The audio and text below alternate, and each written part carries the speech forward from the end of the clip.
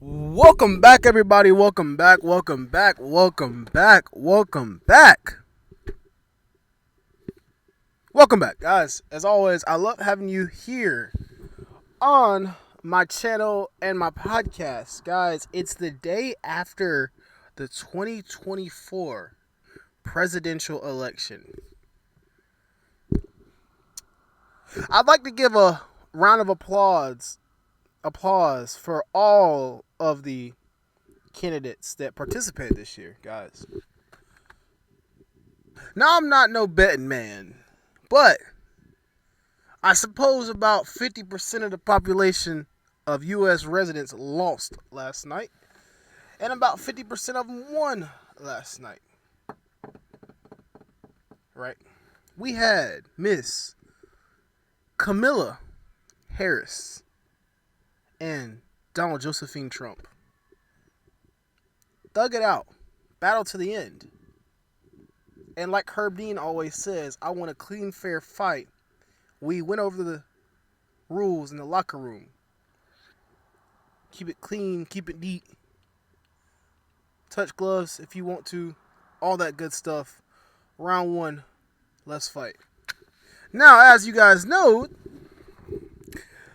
Donald J. Trump was the victor last night and will proceed the next year as the new elected president. Assuming that he is still alive by that time. So what's on the docket, guys? What was actually on the docket and what were you even voting for? What was I voting for? What was everyone voting for? Because, let's be honest, we don't have time to sit around and watch CNN and Channel 5 News all day to figure out what the heck I need to vote for. In fact, most of you guys probably got your information off of TikTok. Right? You didn't watch the news to figure out what you're voting for. And even worse than that, most people just voted for the same shit they vote for all the time. So, what's the point of listening to this? Well, guys, I'm going to break it down for you. I'm going to take it upon myself to let you guys know what you really voted for.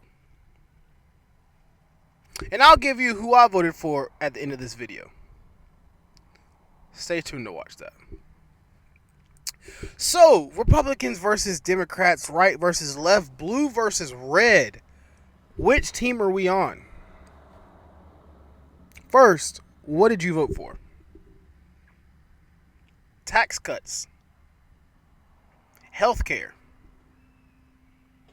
defense spending, social conservation. What rights do you really have? And how's the government willing to protect those rights? Immigration reform. Who do we want in? Who do we not want in? And how do we want them to get here? And energy independence, guys. How do we want to burn fuel? How do we want to use fuel? How do we want to use energy? How do we want to consume energy and expand on our energy crisis? First off, I would like to say that healthcare is probably among the most important thing on this list to me. Personally, healthcare is probably the most important thing that we can vote for, guys. If nothing else, at least physically take care of the people around you the best you can. If you can't agree on how to take care of people, how to run a country, at least agree on one thing, is that people need to be physically looked after and mentally looked after. Guys, what did Republicans think about healthcare? It is my understanding that Republicans do not like what the Obama administration did for healthcare. It is my understanding that the Affordable Care Act is not what they want anymore. They're tired of rich people paying for healthcare for underprivileged people. People who possibly don't work or aren't allowed to work. People who are too young to make a living for themselves. Guys, that is my car making noises. We should be good now. Just cut the electricity off. So,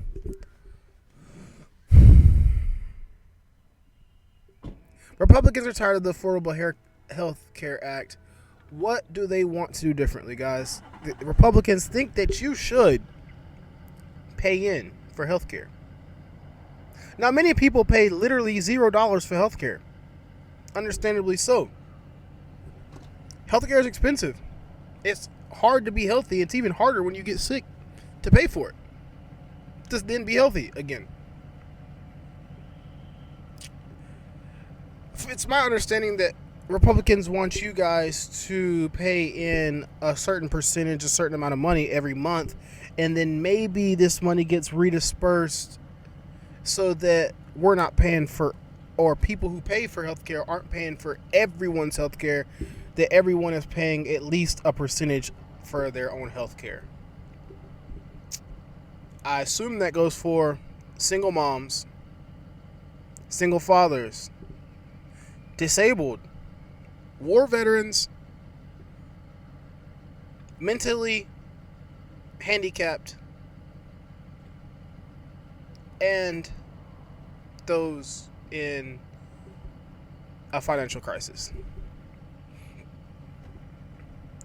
Got to pay to play. Republicans want you to pay to play. Democrats think that, well, healthcare is not affordable, and it's not going to go down. But who does have the money to pay for healthcare? Rich people. Who would it be easier to get money from? Rich people. So who should be paying for healthcare in this country? Rich people. By their own philosophies of money spending. So that's healthcare for you guys. Who do you want to pay for your healthcare? Tax cuts. Number 2. No one likes paying taxes. In fact, in the 1700s, we would have went to war over tax prices. Now, we cry on TikTok because we're tired of paying for taxes and gas prices. No one does anything.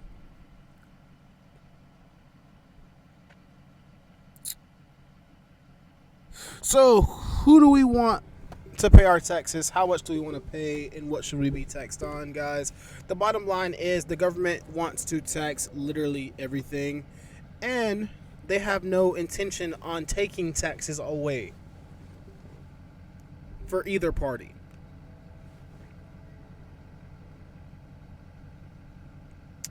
Republicans think that the private sector, not texter or sexter, or whatever the hell I said. Sorry for what I said. Republicans believe that the private sector should be taxed less than they are now, if not less than ordinary people. That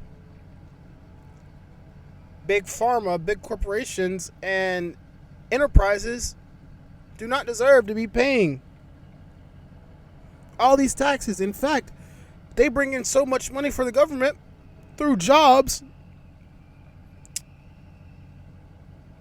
Why should they be paying the taxes? Is the argument Republicans would give. Counter argument to that, Democrats. We don't have tax money to give you. Why shouldn't you be paying more taxes? You make more. What are we going to give you? We already can't afford to live.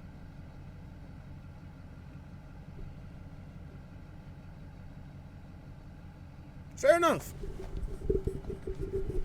Like I said, guys, a nice, clean, fair fight. Split down the middle. Left and right. Social conservationism. And this is really, really, really interesting. This is one of the newer issues on the docket, guys. What is on the docket? How do you want your kids to be treated in school, in public? What rights do they really have, guys? This goes down from LGBTQ rights, transgender rights, abortion rights, guys, conservationism, social conservationism. This is the driving home point that Republicans do not want you to vote for. I said that really bad. How can I rephrase that? Republicans do not want you to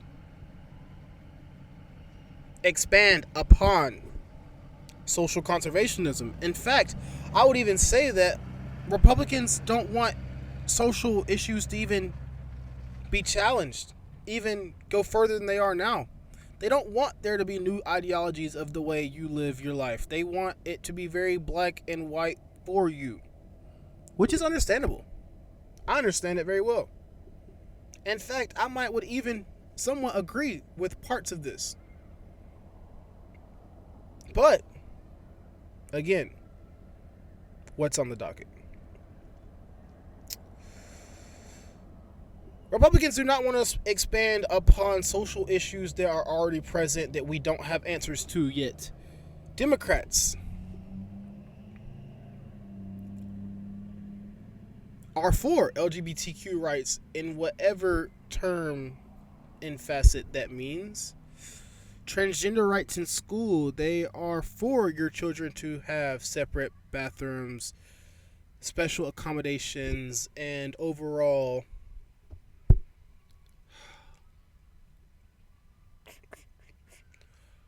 a different approach to alternative lifestyles and helping people of that nature. Now, that's a slippery slope to play with right now because no one has a straight answer besides yes or no, right or wrong. No one knows how to accommodate or where the fine line is that it's either good or bad, excessive or non-excessive. We've all seen the videos on social media of kids barking at teachers and just being utterly disrespectful to people trying to help them succeed in their future. And I don't know where you draw the line. Because once you open that argument, once you open that case of it's acceptable, it's almost like what's not acceptable then. And so that would be something Republicans would be very, very against is trans bathrooms, LGBTQIR, I'm sorry, I don't know the plus, LGBT plus, right? They would not want you to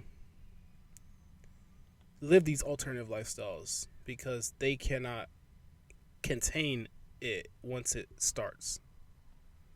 There is no right or wrong. There is no good and bad. It's just too much to stop. Once you start that, it's not enough to say that's not good because that is in some ways unconstitutional. And this is the thing with America, guys. Before I go any further, because now I'm talking about stuff that's like very hard to direct around with social media and people's personal beliefs about what's constitutional and what is not. America was founded upon the ideas of freedom and life, liberty, the pursuit of happiness. Those are very vague instructions.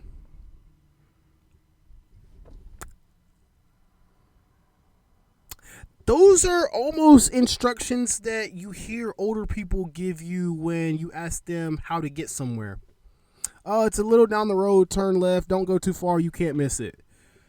Well, I can't miss it does not tell me what I can't miss.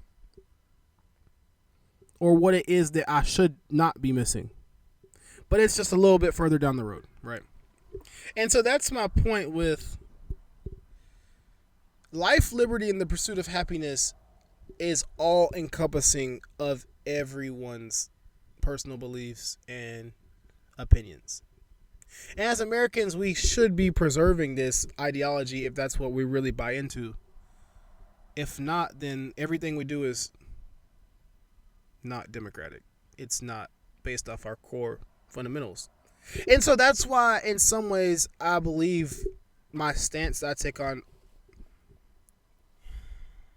elections is because what exactly can we say no to and what can we say yes to? Next point, guys, immigration reform. And I'm going to lump immigration reform in with defense spending. Democrats believe that we're spending too much money on defenses, guys. We should not be fighting other people's battles. Or maybe, actually, I said that wrong. Democrats think that we're spending too much on defense, but we should be helping others. We should be in some of these small world wars. We should be in other countries, building relationships, helping them. Why are we not doing more about certain small wars going on in other places of the world? Republicans would say that, hey, that's not our job. Leave it alone. Two very different arguments to defense spending and immigration policies. Again, on immigration, Republicans would say there's checks and balances. There's a way to do this thing, guys. You guys are fleeing from your country, but that's not our problem. You guys need to do it this long process that is not easy to do and is not necessarily affordable. And not accessible to everyone in every country, because every country does not allow open immigration travel, if that's what we'll call it. They do not allow you to leave and come as you please and change citizenship like we do here. Democrats would say that these people are literally fleeing their homes. Why are you saying no to them? Let them in. They contribute to society.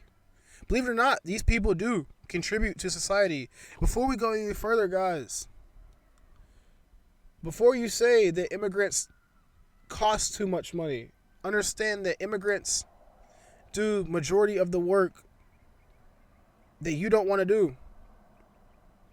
They also spend money at the stores that you spend money at. They pay taxes on the same food and material you pay taxes at. The only difference may be that they do not pay an end of year tax. And potentially some might receive subsidies from the government in certain cases. But ultimately, they are immigrants and they are starting from square one majority of the time. That they are not already in established environments, that they are not moving into your rich neighborhoods and taking over your school system of private educated kids. They are not entering Ivy League schools and taking spots from your trophy kid that played soccer and played the cello or never worked a day in their life and got into a prestigious school because someone has connections. X, Y, and Z. That immigrants are not stealing your job that you went to school for a higher education, such as lawyers, doctors. Your immigrants are not coming over here and stealing those jobs. They're stealing literally the jobs that you do not think about doing because you don't want to. Democrats would say, let them in. Republicans would say, keep them out. So, guys, who did I vote for? You guys want to know, who did I vote for? I have not given my own personal opinion about any of these topics. I have given you only generalizations of right and left wing ideologies towards election. Now, you guys could have voted for Donald J. Trump, Kamala Harris and company, or some other independent libertarian or your dog. You could have wrote in your dog. You could have wrote my name in. You could have put Ronnie Coleman. Guys, I don't care who you write. I believe that elections are propaganda. They bring in too much money. They cost too much money, and they bring in way too much money. The election is almost like a holiday. We treat it like a football game here in America. I don't like that. Election is more about I'm right, you're wrong. I got a good side, you got the bad side. I placed a bet and I won, you lost. Rather than how can we help humanity? How can we help humanity? How is our election process helping humanity?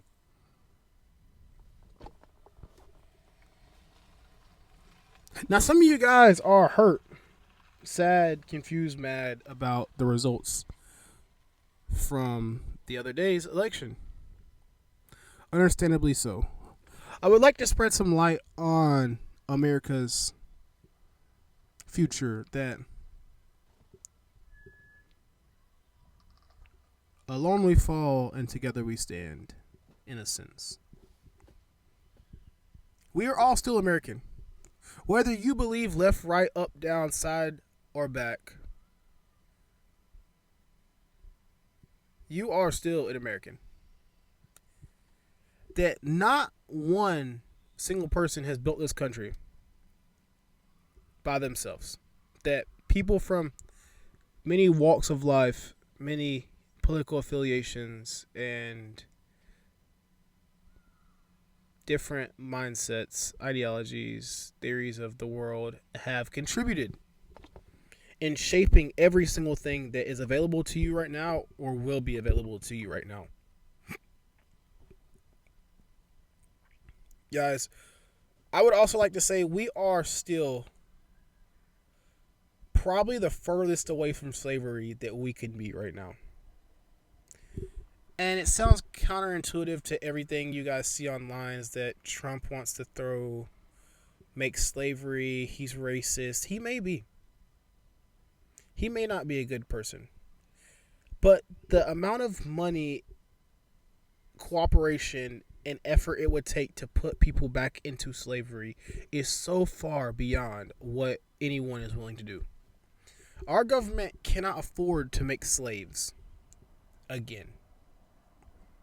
It costs too much money to not have people pay tax dollars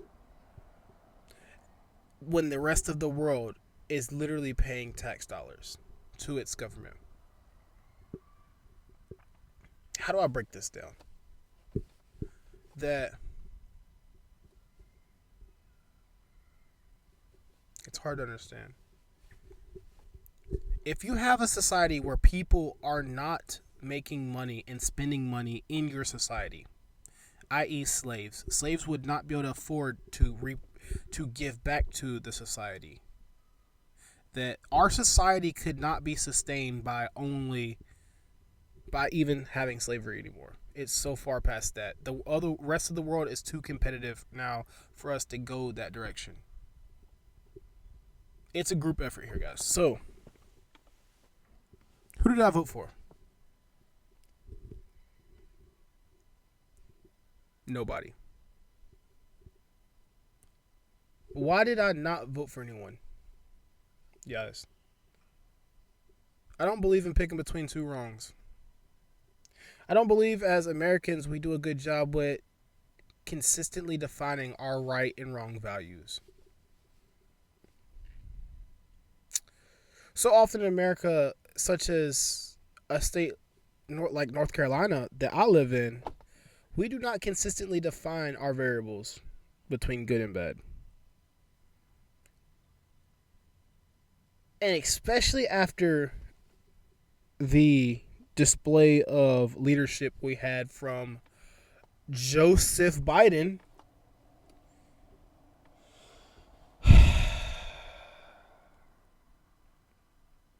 we flip-flop good and bad, right and wrong, all too much.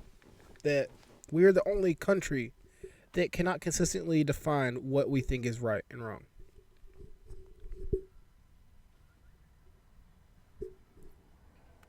So why didn't I vote? I don't believe in picking between two extremes. I believe that as a humanitarian, if that's the word, as a person who literally wants the world to succeed, not just independent countries or parties or organizations, groups, corporations. I care for people too much to see one side more afflicted than the other. That, like High School Musical, we're all in it together. And that's not where our election system is about anymore. It's not we're all in it together. It's I'm right and you're wrong. I'm good and you're bad.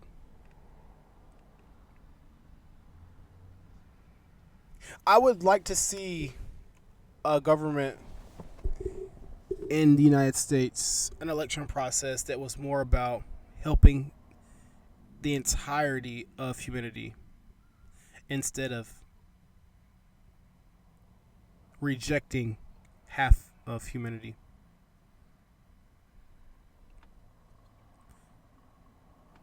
Thank you for watching this video, guys. As always, like, subscribe, comment down below. I'll see you guys later. Peace out.